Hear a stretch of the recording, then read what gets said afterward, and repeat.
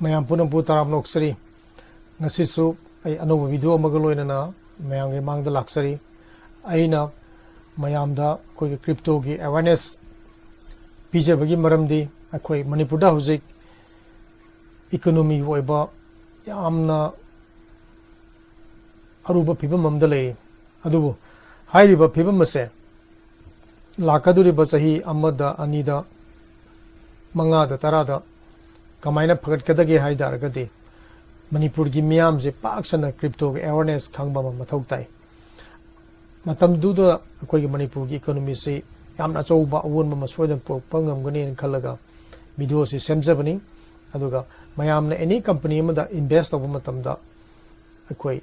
midagi purga invest over gano akoi isagi pocket money haidare pocket money dagi ayamba tawbi kudamoina pocket money haibadi akoina pak ama koi bachappa matamda cinema yeng bachappa matamda aina lupa songa ama lising ama kana guma miyo sing pisa paiba sing lising mari manga lising manga tara lutope adugumba aina sum ngat entertainment gi mawong aina loithok mangra ju kaisuna te aiba khanba amount adudi hobiyo adumai torga di akoi investment da akoi always matam supada mai pakani adom ngasi lupa sani dagi sohum dagi songa dagi hokiba crypto gi business da adomna knowledge tan biraba adom su part time when work to biraba adurgadi adom sahi amada anida adomda in terms of lakh income lakh piyaiba aduna Manipur gi oina mayamna khwai digi soi si kai da soi gi haba matamda mingon digi purga paisa chaung chaung investment to bu yauri investment have is kari no je khang da bi da investment mina paisa phange na paisa je phanga do boning na pa chanba mina phangna gre na adu phangak taragana magi upline da pakchai de saiba paisa phangdre ta sengna soiri badi mahama samagi so sobe am yawe mina paisa phange na mina phangi do di company gi rules and regulation fazna khangaba ade hard work tawba mina ayamne company gi niyom ju khangdana aina paisa ta thadra phangani habsu yade mina paisa phangmadi kalakpa adu ai shana tawda thabak se kai no di khangdaba adugum mi so am yawe aduna any investment company da adomna XYZ investment company da mi amna yawana harakum matamda adom yare makai paisa saung invest tobiganu adu invest tobu targasu adomna laibak yenge haiba koina lagaw thabada lottery da tike kakpa adugi tapta adugumba icham chamba apikpa amount gi hobiyo aduga hard work haiba sumasu kawpiya de aina thabakti sungtaw tawdana ai paisa ta pangphang phangni haiba kalju thadokpiyo niyom khamba machangi kodumaina aigi isama afaba school amda lek tamhalle aina lakya change exam da aigi icha do fail hore aina school lu da thadagi ba paisa mayam do handu haiba yabanate aigi icha do lek pajadabadi honajadabagi aigi paisa do mangni icha do fail hoibane atop angang mayam na first division da Manipur gi top level da success oire ado thabak khudi makta aina fazna khangaga mai pak na honaraga di mai pakani sukang khangdabida aina mini paisa thabnai hadra paisa thamagadi mudu mangmagi chance am lei aduna koigi Manipur da aina crypto gi awareness si aina pijabagi maramdi aizu crypto gi maramdi amna khangbanate aizu crypto gi maramda hojik thikachari si chahi ama mukta ngai afaba company mayam thegnai phataba companies mayam thegnai adubu crypto sina America change tawi Dubai change tawi Japan change tawi China change tawi India da jo hojik crypto sina ba mi karor tarag ma thoi hena lei and crypto ji pithribi gu eba future je koi khangora de koi Manipur su so won mon por kana gani khalaga video ji semjabani aduga adongi any opinion apapata kudima loina comment da share tobiramu akoi adum interact tonasi adu Dubai hoji khwaidigi chokotma famorji kaino crypto gi world ni pithribi da cryptocurrency je sarkar na adopt torga chatnaba lebak se Dubai no oyeba adu koi Manipur da de akoina khangna da bida crypto ji kudak ta paisa phangbagi chatnabi oina uba mangba su mayam yawnare aduna any investment of matamda adom information fazna lobiyu paisa yamna thadabiganu adu ergadi adom soidana mai pakane crypto da hojik angakpa yamna leiri ayo ji khrat share tokjarke ji tone है ना crypto जी कईनो है दारगदी कोई crypto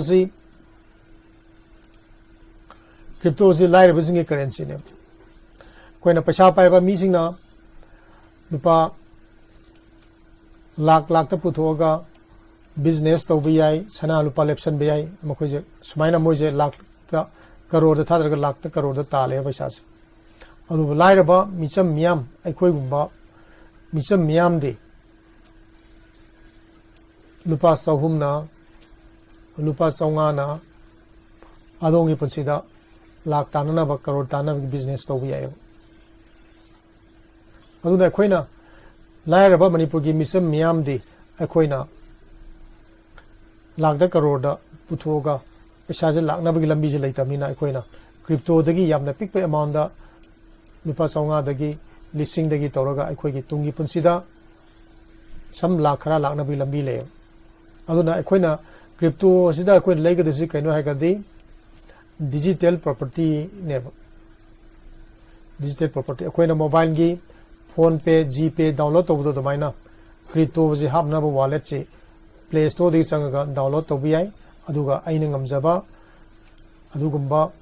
DP digital property जे खरा lesson बि याई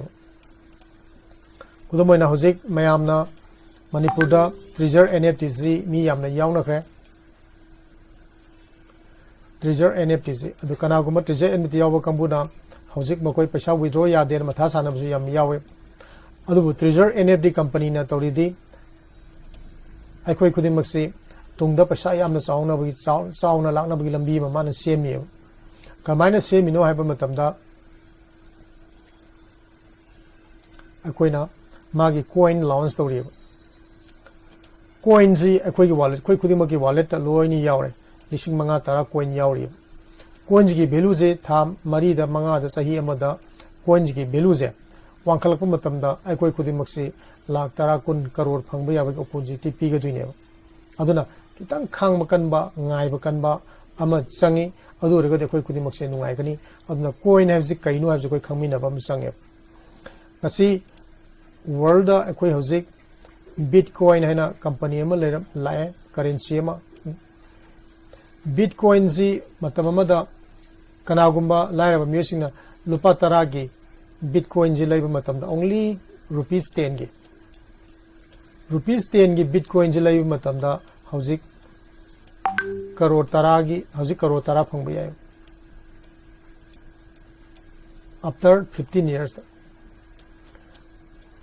अदु रगदि हजिक मणिपुर की लायरबा पैसा थोक्तबा लैरबा Mitcham ma'am जे सुम bitcoin गुम कॉइन जे म्याम हजिक लैरबा मार्केट अखोइना लुपा चामा की चनी की चहुम की लैसलगा सही मरी दा मंगा दा अखोइ जे लाख तक करोड़ दा लाखना बि लंबी जे सेम जे याम तंगाई फदे सिगी अवेयरनेस से सिने नि पिजरी से बिटकॉइन दा लुपा तरा घक थमदुना हजिक करोड़ तरा हजिक लेदारगदे अखोइ यामना चावबा याम नुंगाई बिमुंग अमु ओइनेबा सिगी अवेयरनेस से खंगदबा कांगबुनी अखोइना हजिक ट्रेजर एनएफटी दा कैदा कंपनी सिंगजिदा क्रिप्टो करेंसी दा पैसा मांगे जे क्रिप्टो सिंगजे कोई पैसा खुद खुद फंगबगी ओइना खल्ले फ्यूचर गिसु यामना चावना फंगबा याय खुदमोइना अखोइ हजिक वीडियो अमु येंगमिनसे हाइरिबा नुपाजे माजे बिटकॉइन जी मागे लेरमी बिटकॉइन जे 10,000 लेरमे मागे अद माना अतोपा मी अमदा माना बिटकॉइन जी कानरोय द पोनी कई तौदिनो बिटकॉइन जी बीटीसी जे कई तौबिनो कानदब पोसकनी लौजरो हायदना मी अमदा माना योंथोखरे लुपा सोहुम सबरीदा लुपा सोहुम सबरी सौंगा हायदा मी दुना मंगोंदा पैसा से पीरे अदुगी पैसा दुना माना मु पिज्जा लेरा चाथोखे अदुगी नुपा जे हौजिक टीवी दा कई इंटरव्यू दा यामना ममिंग चली पिज्जा गायना हौजिक मा 10,000 बिटकॉइन दा ए आई मांगजु तोंगजु सि थमजल ना माना थमजलगदी मा हौजिक करोड़ लिसिंग तरा की मपु ओइदुनी वर्ल्ड की पैसा पाइबा मिसिंग मनुंग दा मा ओइदुनी करोड़ लिसिंग तरा से अदुना स्वाइना बिटकॉइन दा अखोइना कितंग अखांग कन्ना सही अमा अनि मंगा अम तरा म थंबगी वैल्यू जे अखोइ खुदिमक लोइना मणिपुर की मीजिंग जे लैब तारगदि मणिपुर की मी लाख 13 सिना बिटकॉइन जिलपा करेंसी सिंग जिलपा चामगी चनी की दो लैसलगा थमदारगदि सही मंगा तरा लेरकांदा mi lakh kunthraji manungda mi lakh ama ani dasu akoi crorepati oiragadi Manipuri economy je yamna chaw chaw kaneba lupa chahum chamri chawnga lising je kaiguma koinuna mangi badi mangbasu yaiko adubu mangoi da koil ju mayam leba mangi bisu mayam yauni mangoi da koin amak tang thena matamda adom sahi manga tarada adom crorepati oibadi soiro aduna aina mayamda sigi cryptocurrency kaino si kamaina leigani si thijanbiu aduga kanabasi lobiu adomgi tungi punsida yamna chobu mating oibata natana Manipuri economy sakhol hamdasu mating oigane adugi tamaktani aina video semjari basi mayamda awareness pijari basi aisu yam khangmanate sahi ama ani sida aina research tawbudi phangjarakpado aina mayamda share tawjabani koi hojik video ji yemina jebako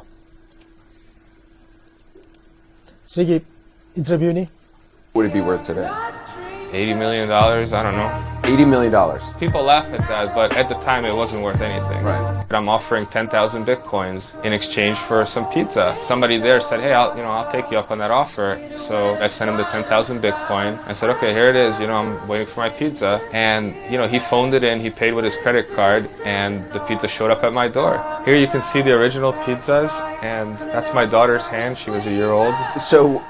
you paid 10,000 Bitcoin for one pizza? It was two pizzas, actually. Ma'am yingbiu ziki nupasina akhoi pizza ani hak charaga mama nabada mana bitcoin 10,000 ji pithoke adu hojik mayam ji noknab da lore bangwan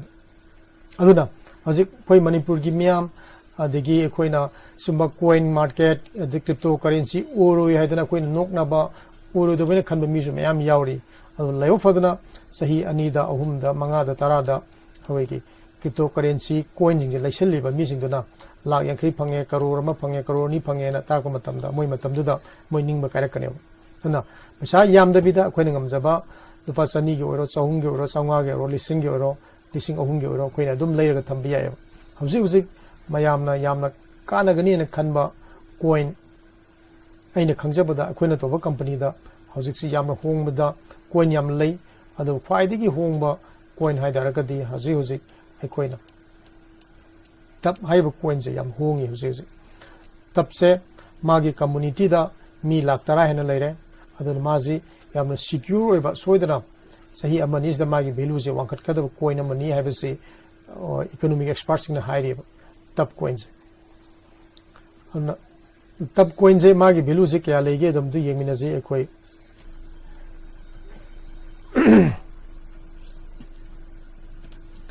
mayam sedeng biu hajiki tap hairiba token ji akoi US dollar da 005196 ka mane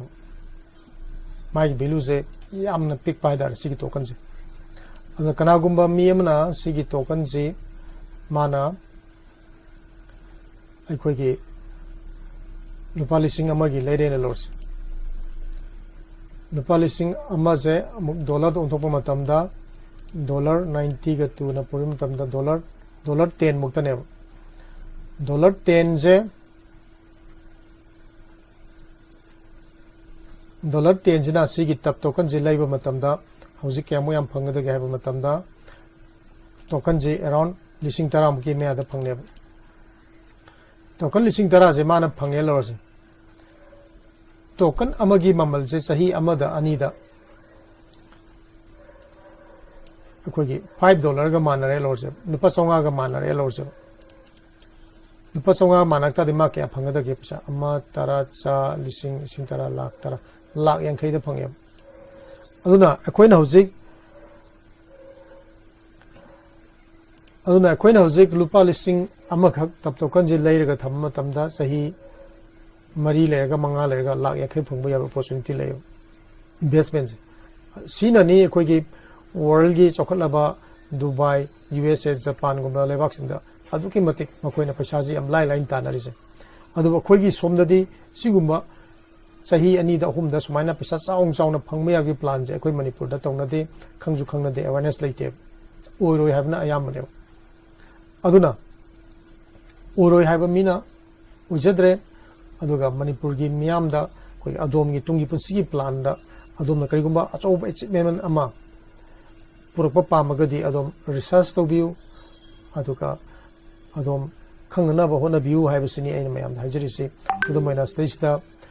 मयामना some उबिरनी any स्टा coin मयाम लेग्रेको सि थोरिबा मयाम से coin ngakतनी को मया पृथ्वीदा कोइन जे अदुकी मतिक लेग्रे इन टर्म्स ऑफ मिलियन दा कोइ वर्ल्ड दा कोइन जी मयाम लेग्रे अदुगा मकोइ सिंगसि कोइन सिंगसि कानबसि अंगकपदा लेग्रे हाइदारे अदुना याम्बा यामदबा अदोम अंगम्बा